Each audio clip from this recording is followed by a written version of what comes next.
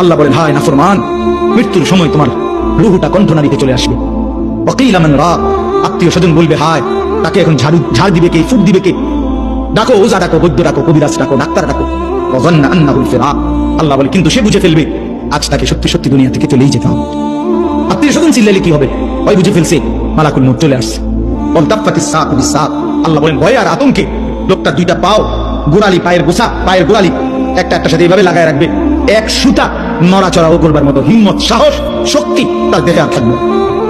ইলা রাব্বিকা ইয়াওমা ইদিনিল মাসাক, এই অবস্থাতেই নাফরমান আমি আল্লাহর কাছে ফিরতে হবে।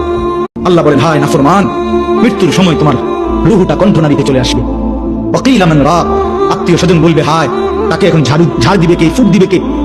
ডাকো, ওজা ডাকো, বৈদ্য ডাকো, কবিরাজ ডাকো, ডাক্তার ডাকো। ওয়াযান্না আন্নাহুল ফিরাক, আল্লাহ বলে কিন্তু সে বুঝে ফেলবে আজ তাকে সত্যি সত্যি দুনিয়া থেকে চলেই যেতে হবে। আত্মীয় স্বজন চিল্লালে কি হবে? ওই বুঝে ফেলছে মালাকুল মউত চলে আসছে। ওয়ালতাফাতিস সাকু বিসাক, আল্লাহ বলেন ভয় আর আতঙ্কে লোকটা দুইটা পাও গোড়ালি, পায়ের গোছা, পায়ের গোড়ালি একটা একটা সাথে এইভাবে লাগায় রাখবে। এক সুতা নড়াচড়াও করবার মতো হিম্মত, সাহস, শক্তি তার দেহে আর থাকবে।